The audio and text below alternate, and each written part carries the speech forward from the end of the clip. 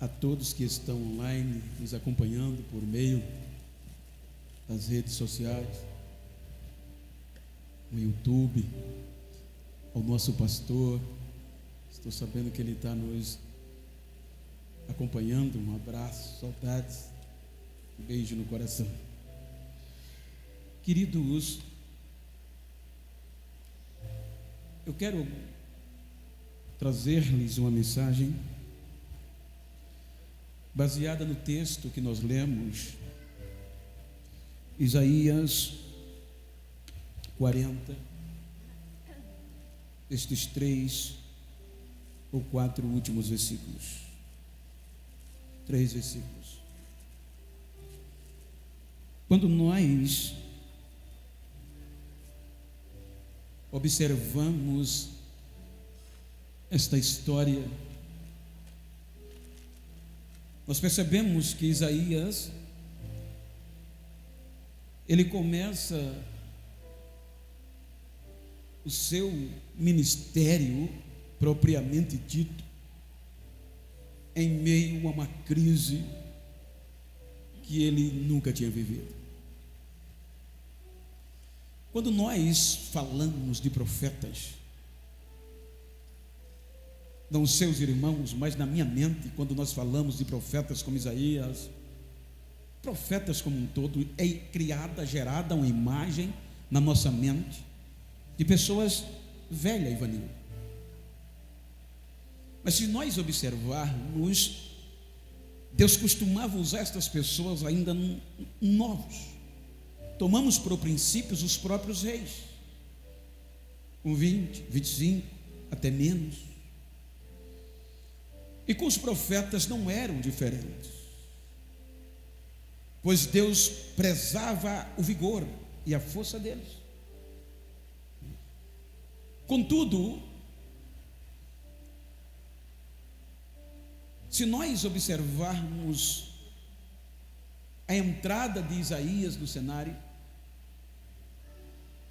vejam que a Bíblia mostra que ele começou a profetizar no ano que morreu o rei Uzias, ou seja, literalmente, quando eu digo profetizar, um oráculo diretamente de Deus, quando Deus o chamou no capítulo 6. Então, o que a gente muitas vezes não percebe na leitura é o período enquanto o rei Uzias estava nos seus últimos dias. Tendo em vista que a biografia de Uzias mostra como um rei que, em termos de honra, só perdia para Davi.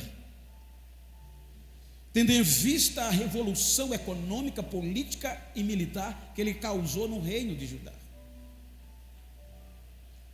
Então ele era um rei que galgou tudo o que queria. E a Bíblia diz que ele servia a Deus, e Deus com alegria era com ele. Então Deus o levou ao ápice, ao ponto de ele querer subverter a lei de Moisés. Como? Querendo queimar incenso no templo, que não era sua atribuição, mas a lei de Moisés estava lá, pertencia aos sacerdotes. A Bíblia diz que a sua fama chegou ao Egito. Então, como ele agora já estava em tudo o que queria, ele entra neste pormenor, e a Bíblia diz que é o próprio Deus que o fere com lepra. E agora o grande, o temível, o eloquente, o famoso Uzias não volta mais para reinar, volta para uma sala à parte do palácio. Então pressuponho que aqui, ainda nesse princípio, que ele não se engoldou. A Bíblia diz, e vendo ele que cresceu, o seu coração se ensoberbeceu. Então o ensoberbecer para querer subverter a lei de Moisés não foi de um dia para a noite. Houve sucessões de dias. A Bíblia diz que um abismo chama o outro. Então, a partir daqui, suponhamos que houve uma devassidão espiritual. E com a sua doença imunda, isso implicava dizer rejeitado.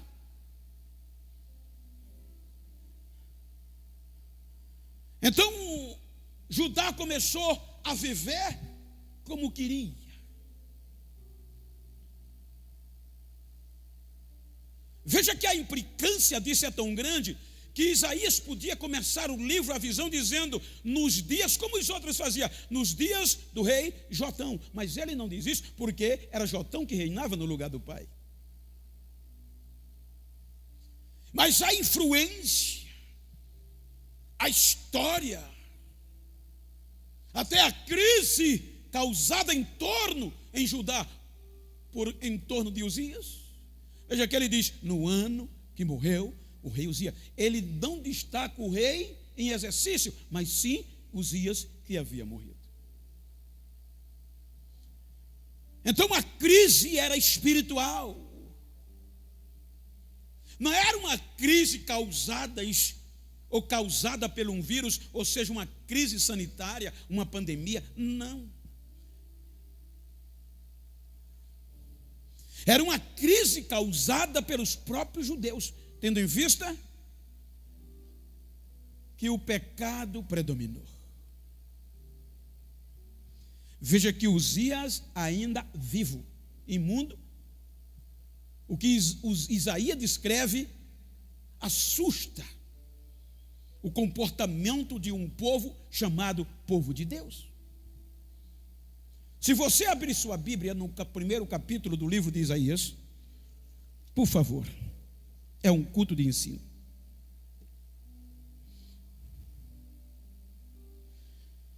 Você vai observar no capítulo 1, a partir do versículo 1, do capítulo 1, a partir do versículo 2, quando Isaías começa a descrever o que estava acontecendo em Judá, é assustador. Às vezes a gente, quando começa a ler, fica assustado, dizendo, meu Deus, nós seres humanos somos terríveis. Vejam o que Deus manda Isaías dizer em Judá. No princípio, só para dar sentido, o versículo 1 diz, visão de Isaías, acompanhe por favor, filho de Amós, o qual ele viu a respeito de Judá e Jerusalém. Judá era a região, Jerusalém a capital, o centro político religioso de Judá. Nos dias de Uzias, Jotão, Acais e Ezequias, reis de Judá. Ele profetizou durante este período. Ele alcançou 4 reis. Mas como o capítulo 6 diz que ele viu Deus sentado no seu alto sublime trono, então aqui ele vem com a palavra que Deus havia o determinado. Por exemplo, como Deus disse, tem coragem? A coisa está feia lá embaixo. Eis-me aqui. Então veja o que é que ele diz. O comportamento do Judá, o povo de Deus, em Jerusalém, em todo o Judá. Não era só na capital, era em toda a região. Então ele diz, ouve, ó céus, versículo 2, presta ouvidos tu, ó terra, porque fala o Senhor. Aí Deus faz um lamento. Criei filhos e os fiz crescer. Em outras versões, exaucei-os. Mas eles prevaricaram contra mim. Era como Deus dizendo, eu criei, como nós criamos um filho, criei um filho, e aquele filho cresceu, e quando cresceu, se voltou contra mim. Qual é o pai que vai ficar satisfeito? Aí veja o versículo 3, é o cúmulo do absurdo quando a gente entende o ser humano. É difícil entender, Ivanildo. Veja o primeiro ponto, a insensibilidade. os crentes chegaram a uma situação em Judá tão deplorável que a insensibilidade tomou conta de si. É o que Isaías descreve. Veja que o versículo 3 ele diz: o boi conhece o seu possuidor, e o jumento a manjedoura do seu dono, mas Israel não tem conhecimento, o meu povo não me entende. Veja que Isaías usa aqui dois animais irracionais. O boi é tão que ele não sabe a força que tem. O jumento, por mais que você queira elogiar alguém usando o símbolo do jumento, é pejorativo. Porque a gente costuma dizer, tu é um jumento, já está dizendo. Quando o cabo é trabalhador, o cabo ou é ignorante, é bruto que só o jumento. Em forma mesmo de elogio, soa pejorativamente. Isaías está dizendo aqui que o boi e o jumento tinha mais sensibilidade, tinha mais entendimento do que o povo de Deus. Dá para entender? Deus dizendo, o boi se comporta e tem mais entendimento do que o meu povo. Isso é insensibilidade, endurecimento. Veja que o versículo 4, ele vai reclamando, vai mostrando. E ele vai dizer, para piorar, versículo 6, ele compara o versículo 5, porque sereis ainda castigados. Ele apresenta um castigo por conta disso. Se mais vos rebelareis, ou vocês ainda vão continuar se rebelando, o castigo vem. Isaías, Deus mostra a Isaías e compara Jerusalém e Judá como um corpo de um ser humano. Um corpo enfermo, apodrecido, cheio de pus, da planta do pé ao alto da cabeça. Escutem, por mais íntimo que seja um ente querido, quando os glóbulos brancos, ou seja, a defesa do nosso corpo, quando o pus aparece, está dizendo que eles estão morrendo. E quando o pus se externa, vem ao externo do corpo, vem um mau cheiro. Agora imagina um corpo apodrecido, cheio de pus, carnegões, feridas, da planta do pé ao alto da cabeça. Você, por mais íntimo que seja para abraçar, o corpo sadio quer rejeitar. Então, Isaías compara o comportamento, a atitude, a situação de Judá igual a um corpo apodrecido. E o pior, não era a podridão, era que não queria ser untado com óleo, ou seja, não queria ser sarado. Estava conformado com a situação. Então Isaías entra dizendo, o castigo vem. Insensíveis. E Judá, em meio a tantas advertências que Deus havia usado para adverti-lo, ele não reconhece. Insensibilidade. A insensibilidade tomou conta de Judá, a ponto de feder. Explique. A gente, nós seres humanos, somos propensos a isso. Veja que a Bíblia já dá essa folga. Mas o problema não está no errar. O problema está em não querer o conserto. Foi isso que aconteceu. Veja que muitas oportunidades Deus deu. Mas a insensibilidade tomou conta. Mas aí vem, em síntese, se você perceber, Judá não quer ser sarado. Isaías vai os advertindo, porque você não pode totalizar. A Bíblia diz que Deus sempre tem remanescentes, ou seja, não podemos generalizar Judá, tinha alguém que não se dobrava. Mas veja que a situação estava tão terrível que até Isaías se coloca no meio. Eu habitava no meio de um povo de impuros lábios e comportamentos obscenos.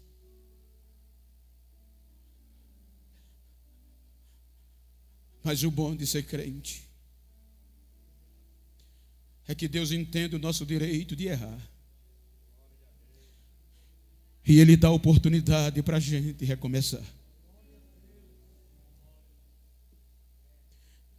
Veja que o capítulo 40 é um capítulo de redenção. É um capítulo de salvamento. Veja que o capítulo 40, o bonito é o começo dele. Se você ler o capítulo 40, ele começa com um consolo. Deus, sabendo que o castigo viria, mas não desampararia, Isaías estimula aqueles que estavam de pé para não desistir por conta da crise, que valia a pena esperar em Deus, que por mais feia que tivesse a situação, por mais danosa que fosse a crise, ainda haveria salvação. Veja que o capítulo 40 ele começa falando de um livramento, e a palavra que Deus vem a ele dizendo: consolai, consolai o meu povo, diz o nosso Deus. Falai benignamente a Jerusalém e bradai-lhe que já a sua servidão é acabada, que a sua iniquidade está expiada, e que já recebeu em dobro da mão do Senhor por todos os seus pecados. Isaías estava apontando para um cativeiro futuro, mas que não seria o fim, porque aquilo era o suficiente para mostrar a Israel que Deus era bom, e que mesmo que parecesse o fim, Deus ia trazê-los de volta, e ia ainda ter renovo.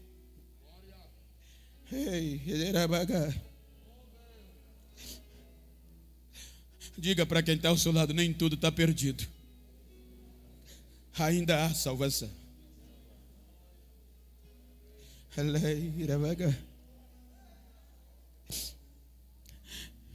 Deus promete salvação. E se você for lendo o capítulo 40, você vai entender que Isaías, Deus toca em Isaías para mostrar a Judá e a Jerusalém quem era ele, a sua grandeza. Deus faz questão de se apresentar a Jerusalém o que ele era capaz de fazer. Vamos ler alguns versículos, versículo 13 ao 15, só para a gente ter uma pálida ideia. Olha o que Deus diz. Ou vamos começar do 12. O versículo 12 do capítulo 40 diz: quem mediu com os seus punhos as águas e tomou a medida dos céus a palmos, e recolheu em uma medida de pó da terra, e pesou os montes e os outeiros em balanças. Deus estava dizendo para Isaías mostrar a Judá, a Jerusalém, que ele era grande demais. Seria fácil salvar, porque ele disse: pergunte a eles se eles sabem quem foi que mediu o céu palmo a palmo. Pergunte a eles quem foi que mediu, juntou todo o pó na terra e colocou numa concha. Ele fala da sua grandeza. O versículo seguinte: quem guiou o Espírito do Senhor? E que conselheiro ensinou a ele a fazer alguma coisa? Quem disse, Deus vai por aqui? Ou quem o aconselhou teve entendimento e sabedoria para aconselhar ele? Isso é questionamento para ajudar. Quem? O versículo 14: com quem tomou conselho ele? Ou seja, será que ele pediu conselho a alguém para que ele desse entendimento e lhe mostrasse as veredas do juízo? e lhe ensinasse sabedoria, e lhe fizesse notório o caminho da ciência? Não. Eis que as nações são consideradas por ele como a gota de um balde e como o pó miúdo das balanças. Ou seja, as nações, para ele olha de cima todo o planeta, todas as nações, e vê como se fosse um pingo d'água em um balde. Será que esse Deus é grande? Quem juntou toda a água do universo na concha das mãos? Quem? Era o questionamento que Deus estava fazendo ajudar por meio de Isaías. Então, quando nós vamos para o versículo 22, veja o que é que ele diz. E ele está assentado sobre o globo da terra, cujos moradores são para ele como gafanhotos. Ele é o que estende os céus como cortina e desenrola como tenda para neles habitar. Ou seja, você lembra, irmã? Eu já fiz muito isso, minha esposa faz todo dia. O lençolzinho está todo amassado, vai no guarda-roupa todo enrolado, ela desenrola e joga. O bichinho já cai quase certinho em cima da cama, só foi ajeitar. Quando a gente acorda de manhã, ela vai lá, dobra. Aí Isaías estava dizendo, será que vocês não sabem que Deus fez isso com a terra? Ele pega a terra e depois ele enrola. Ele está sentado, a terra é como aquele banquinho que a gente senta e bota o pé. Ele está sentado acima da terra e a terra é para ele botar o pé para descansar. Isaías mostra a grandeza desse Deus, mas Isaías vai concluindo. Se você observar os versículos 27, por que, pois, dizeis, ó Jacó, e tu falas, ó Israel, o meu caminho está encoberto ao Senhor, e o meu juízo se passa longe do meu Deus. O que é que ele está dizendo aqui? O que era que Judá, no meio desta circunstância de crise, de opressão do cativeiro, estavam reclamando, dizendo que o Senhor não estava nem aí para eles. Para Deus agir precisa reação. Deus não vai fazer nada se a gente não reagir, porque toda ação causa uma reação. Se você provoca Deus, Ele vai ter que fazer alguma coisa, é natural. Mas Judá dizia, Deus não está nem aí para a nossa causa, para a nossa situação. Aí é quando Isaías vem e diz, não sabeis, não ouviste, que o eterno Deus, o Senhor, o Criador dos céus, dos confins da terra, nem se cansa, nem se fatiga, ou fatiga? Não há esquadrinhamento, não há quem possa entender o conhecimento ou entendimento dele. Ele dá vigor ao cansado e multiplica as forças do que não tem nenhum vigor. Isaías estava dizendo, vale a pena esperar em Deus. A palavra cansado, a gente muitas vezes, e é natural, a gente relaciona diretamente a fatiga, eita, eu já andei tanto, estou exausto. Não. Se você olhar no vocabulário, a palavra cansado está também relacionada a aborrecimento. Você já disse algumas vezes, eu já estou cansado de ouvir isso. Isso quer dizer, estou aborrecido. Eu já estou cansado de tal coisa. É aborrecimento. Então veja o que a Bíblia diz. Veja o que nós lemos.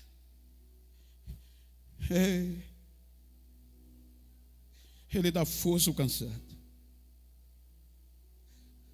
Fatiga fala de exaustão. Fatiga fala de esmorecimento. E ele multiplica a força ou vigor de quem não tem mais. A palavra vigor é energia, é força. Como multiplicar de quem não tem? Se nós observarmos o valor absoluto da matemática, tem um nome que agora me esqueci, me perdoe os professores, que é quando você vai de um número para o outro, de uma causa para outra, o módulo do valor absoluto. Você vai observar que zero é um número. O zero está na contabilidade. Mas abaixo de zero é negativo. Eu não tenho. Então o valor absoluto da matemática, tudo que é multiplicado até o zero, você pode multiplicar. Zero vezes zero é igual a zero. Porque neste módulo, tudo que é multiplicado pelo número é o valor do próprio número. Mas veja que Deus vai além do valor absoluto. Ele diz, eu multiplico a força de quem tem valor negativo. Quem nem crédito tem, quem nem nada tem, eu multiplico. É só esperar, é só acreditar. Quem sou eu?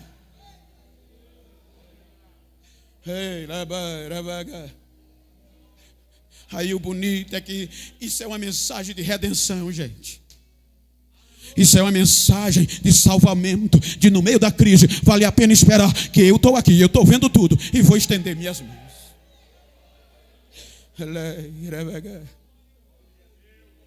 Por isso que nós não temos desculpa, que pior que seja a crise de desistir.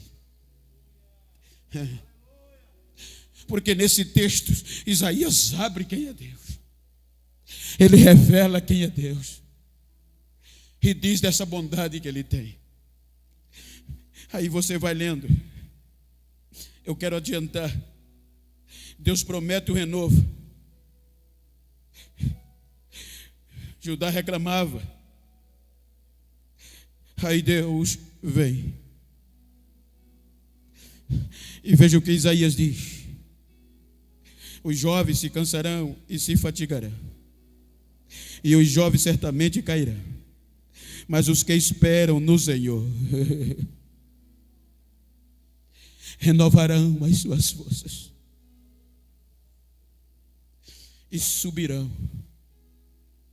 com asas, feito águias. O interessante é que, se nós observarmos, os estudiosos descobriram o valor. Veja que Isaías diz: voarão com asas. A fortaleza da asa da águia, ela está além da dimensão do corpo físico ela é maior do que o corpo físico da asa da águia. Eu tive o prazer de ver uma águia na Europa. Dá vontade de você se inclinar pela imponência, e quando ela abre as asas, não tem para ninguém.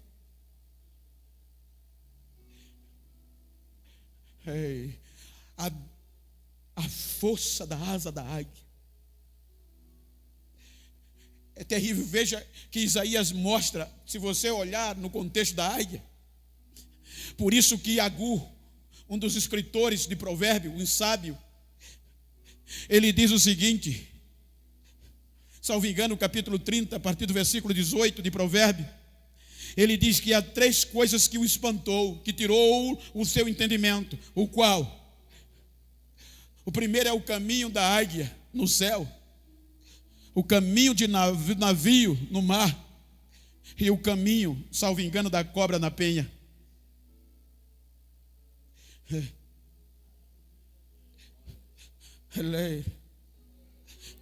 A águia, ela foi criada, assim como o navio para a água, para viver nas alturas. Por isso que Isaías usa esse contexto, não só ele, mas está em toda a Bíblia. A águia não é motivo só para a gente pregar, isso está no contexto motivacional de quase todas as empresas. Eu trabalhei 37 anos numa empresa, dei palestras, participei, fiz cursos, e o que os instrutores mais usavam era a águia. A águia, ela foi criada para viver nas alturas, elas não vivem embaixo. O primeiro voo da águia, ela chega a certa altura, mas o segundo sempre é mais alto que o primeiro. O terceiro sempre é mais alto que o segundo. E assim sucessivamente. Por isso que ele diz: subirão com asas. A águia só se esforça para decolar. Lá em cima, nas alturas, ela vive tranquila. Ela voa, não faz força, porque a ação do vento é quem se encarrega. Chega a atingir cerca de 100 km por hora, sem se esforçar, só na tranquilidade, nas alturas, e o vento conduzindo.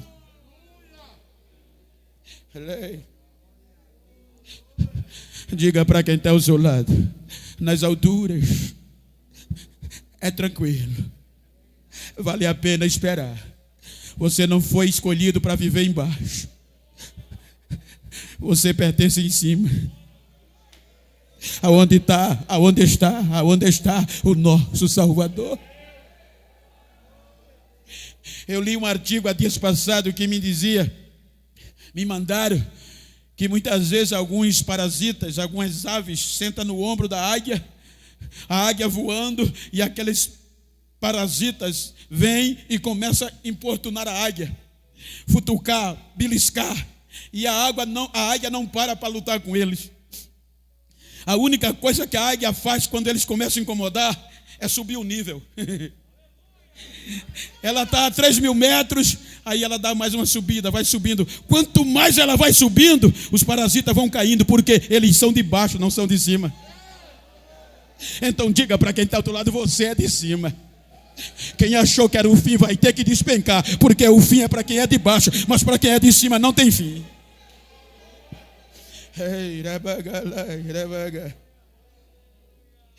Subirão com asas como águia. Não vai haver mais aborrecimento nem exausto. É isso que a águia não tem lá em cima, nas alturas, gente. Ninguém aborrece ela.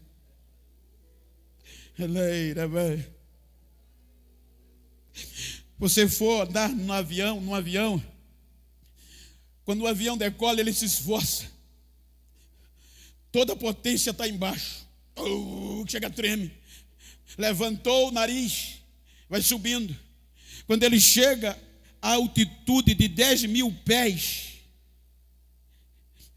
que é equivalente a quase 3.000 quilômetros, a 3 quilômetros, o piloto já diz 10.000 pés, que quer dizer não tem mais perigo com o solo.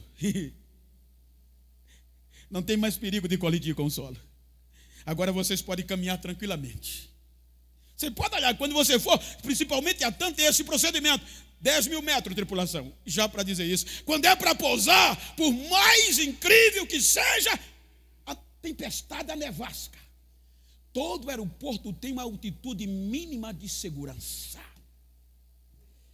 Todo aeroporto tem a sua atitude, que por mais que não tenha visão, por mais que a nuvem seja tensa, está na carta. Safety Altitude Minimum, ou seja, altitude mínima de segurança. Por mais que esteja a tempestade, aquela altitude você está seguro. Aí o piloto se faz ali. Então era isso que a águia traz de lição para nós, cujo é usado para a gente não desistir. Então quando a perturbação quiser te tirar do sério, bate a asa, sobe mais um pouquinho, vai para a altura. Os estudiosos dizem, cientistas, que a visão da águia é tridimensional. Fóvias, o nome científico, fóvias, me ajudem se eu estou errado, que é a parte central da retina do nosso olho. É aonde se concentra a imagem para levar para o cérebro. Eu só estou vendo que esse pano é amarelo porque esta parte da retina viu e transmitiu para o cérebro e eu discerni. Só que eles dizem que a águia, esta parte na retina dela é tridimensional. Na mesma hora que ela olha para frente, ela está olhando para cima e está olhando para baixo.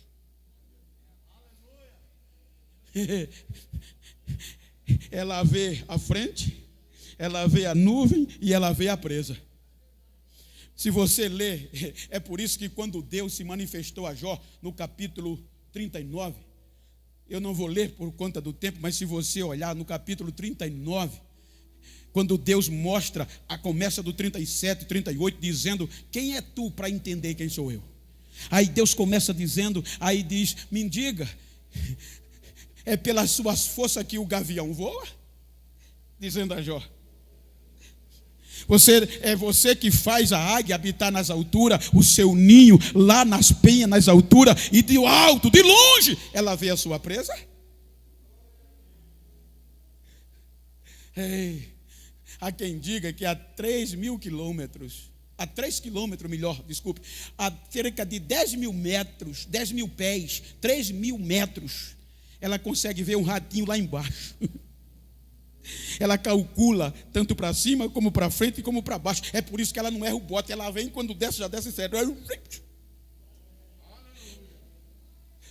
Só que a águia tem longevidade. Da espécie, é a ave que mais vive, 70 anos. Só que quando ela chega a 40 anos, a coisa ficou feia, a crise chegou. 40 anos aqui de cega. Ela pode viver mais 30, mas vai ter que tomar alguma atitude, porque ela só tem duas alternativas. Por que a crise chegou? Porque a asa, as penas ficaram velhas e pesadas, ela já não consegue mais subir. Ela voa abaixo. O bico empenou e compressa o peito. As unhas ficaram grandes, ela não pode mais. É por isso que quando você vê uma águia ratar o bote, é que as unhas cresceram. O bico empenado, ela não pode se alimentar. A unha encravada, em grande, ela não pode pegar a presa. Aí os abutres, os parasitas, os predadores dizem: já. É uma isca. Ela só tem duas alternativas: ou se conformar e morrer com 40, ou a segunda alternativa é subir, juntar o resto das forças que tem e subir, e chegar na mais alta penha que ela possa chegar, sem enclausurar. Os cientistas dizem que elas conseguem subir, só que o processo vai demorar 150 dias, 5 meses. Ela chega na penha, entra na brecha, um lugar que tem a parede, e fica lá.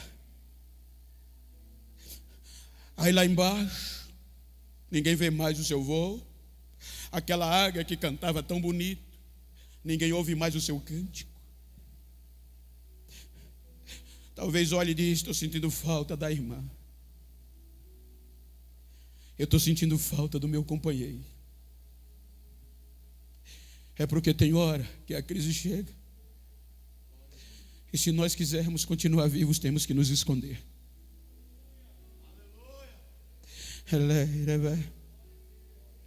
Ela vai enfrentar a solidão,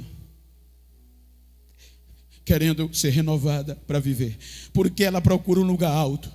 Porque o lugar alto, se for baixo, ela não tem como dar o voo da renovação. Ela só pode dar o voo da renovação, o quanto mais alto ela tiver, mais o voo a renova mais. Então ela chega na penha, se esconde. E a primeira coisa que ela faz é chegar na parede da penha e bater o bico com força. E isso dói. Ela bate o bico com tanta força até o bico cair. O sangue vem. Ela espera o bico crescer de novo. Isso leva dias. Quando o bico novo cresce, agora com aquele bico novo, pontiagudo, ela vai arrancar todas as penas velhas do seu corpo. Ela começa a arrancar pena por pena, até ficar só o buzuco. E vai esperar o processo das penas crescerem.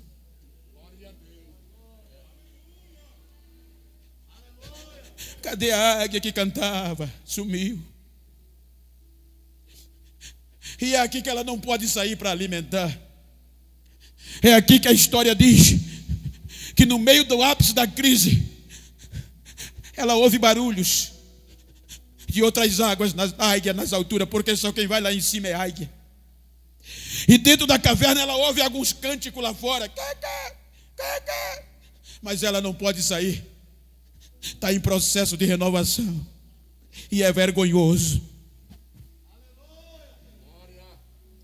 Porque no processo de renovação, muitos apontam o dedo. Eu não disse que isso não valia nada.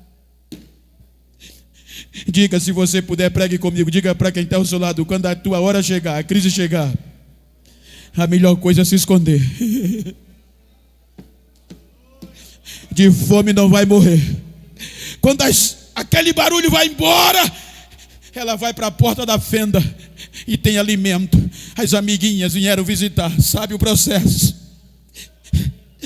Sabe que esses processos elas também passam. Aí vem e deixa alimento na porta. Por isso que vale a pena você visitar aquele irmão que nunca mais cantou. Por isso que vale a pena você visitar aquele irmão que nunca mais veio ao culto. Agora as unhas crescem, a pena cresce, bico novo, pena nova. Aí ela faz força com a asa e chega na rocha, mete a unha. A lista fica na pedra, o fogo voa. O que é que ela está fazendo? Quebrando as unhas. Isso dói.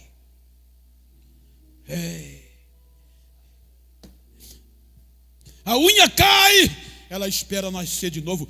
5 meses, diz o cientista, 150 dias, todo o processo, sem ter direito a aparecer do lado de fora. Só que agora o bico, a pena, a unha está crescendo. E ela aproveita para ensaiar o voo lá dentro. Ninguém está vendo. E ela batendo a asa na pedra, para lá e para cá. 5 meses. Ela coloca a cabeça no lado de fora. Olha para cima, é das alturas, olha para baixo. Só que o processo normal seria ela voar para cima. Mas o primeiro voo da renovação é para baixo. Quando ela diz, agora eu volto, agora tenho mais 30. Ela dá um voo, sai da rocha e fecha as asas. Quando ela fecha as asas, se torna quase como uma pedra. Ela bota o bico para baixo e desce. Aí os abutres, os parasitas, quem não acreditava ver o vulto descendo diz, tadinha, é depressão. Ela não aguentou, vai se esborrachar, mas não sabe que os 5 meses valeu a pena esperar. Aí quando acha que elas vão bater no solo e vão aproveitar a sua carne, antes de bater no solo, ela começa a abrir as fortes asas, maior do que o seu corpo. Quando ela abre as asas, ali está a força. Aí ela bate as asas e dá um cântico de alegria. E dá rasante. E com as asas vai subindo, vai subindo, vai subindo. Chega lá em cima, abre as asas e o vento diz, agora é comigo. O sol diz, agora é comigo.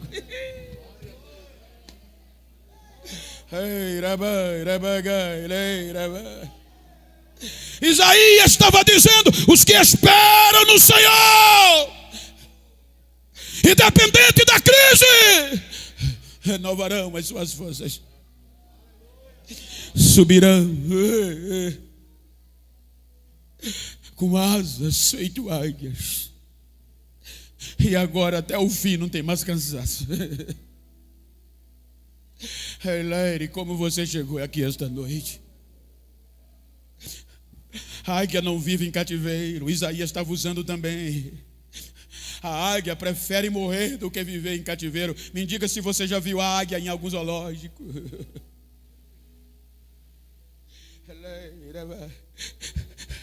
Se o Filho vos libertar, verdadeiramente sereis livres. Então olha para quem está ao teu lado e diga, você não foi feito para cativeiro. Jesus não te escolheu para viver preso.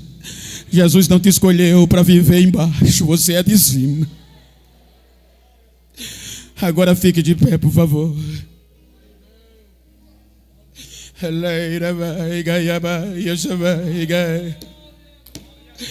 Se você puder, na distância que você está, me ajuda aqui, James, por favor, com a máscara. Nessa distância que você está, olha para o irmão que está do teu lado, olha para ele e diz: me faz um favor, a partir de hoje, se tu encontrar algum parasita, algum abutre que pensou que eu tinha sumido, dá um recado a ele, faz assim para ele, ó: estou subindo.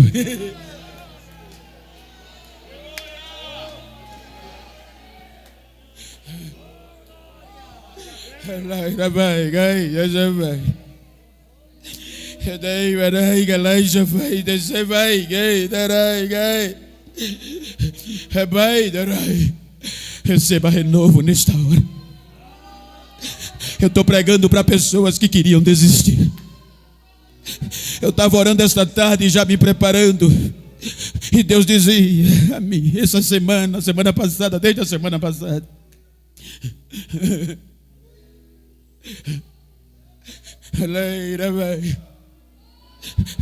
dá para desistir, mas não depois dessa. Por mais intensa que foi a crise, Deus é Deus de salvação. Por mais difícil que esteja a situação, por mais desacreditado que você esteja, vale a pena esperar em Deus. Veja que Isaías não disse aqueles que esperam em Uzias, nem em Jotão, não. Aqueles que esperam no Senhor.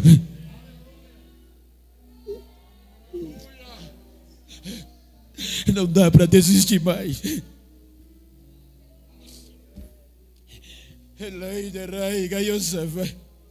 Soberano e eterno Pai, em nome de Jesus, eu preguei o que está no meu coração. A tua palavra nos ensina que ela não volta vazia, ela é feita o efeito para o que ela foi enviada.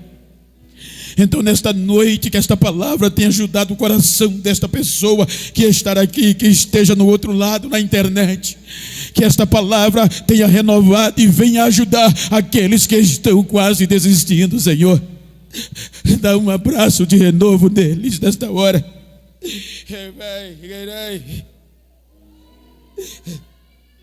Nós somos seres humanos, e como seres humanos somos propensos a errar. Mas aqueles que estão aqui é porque querem ser sarados, querem ser renovo. Aqueles que estão do outro lado, talvez chorando agora, é porque querem ser renovados. Então renova eles agora, Senhor. Estamos vivendo uma crise sanitária, queira ou que não, interfere no nosso contexto espiritual. Mas o Senhor é um Deus de renovo, é um Deus que nos ajuda, é um Deus poderoso que está acima de tudo e de todos e que pode nos renovar. Receba renovo nesta noite, em nome de Jesus.